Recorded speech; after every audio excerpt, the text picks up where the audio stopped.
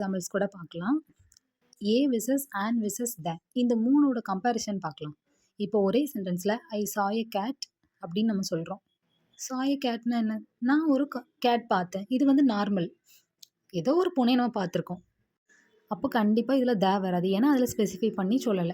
Balance என்ன இருக்கு? ஏ, and இந்த 2 தான் இருக்கு. இந்த 2ல வவல்ஸ் வந்தா தான் நம்ம அண்ட் யூஸ் பண்ணணும். இல்லன்னா வவல்ஸோட சவுண்ட் வரணும். அப்படி இல்லன்னா நம்ம கான்சனன்ட்ஸ் போயிருவோம்.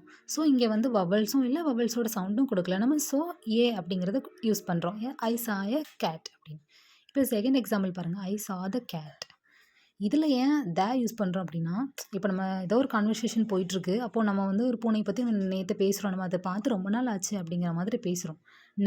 நெக்ஸ்ட் நாள் நம்ம பேசும்போது, "நான் அந்த பூனைய பார்த்தேன். உனக்கு தெரியுமா?" அப்படின்னு நம்ம ஒருத்தவங்க கிட்ட சொல்றோம். அப்படிங்கும்போதுல நம்ம அந்த பூனைய மட்டும் ஸ்பெசிஃபிக் பண்ணி, நேத்து நம்ம பார்த்த பூனைய நான் இன்னைக்கு பார்த்தேன் அப்படின்னு ஸ்பெசிஃபை பண்ணி சொல்றதுனால, ஐ சா த கேட்.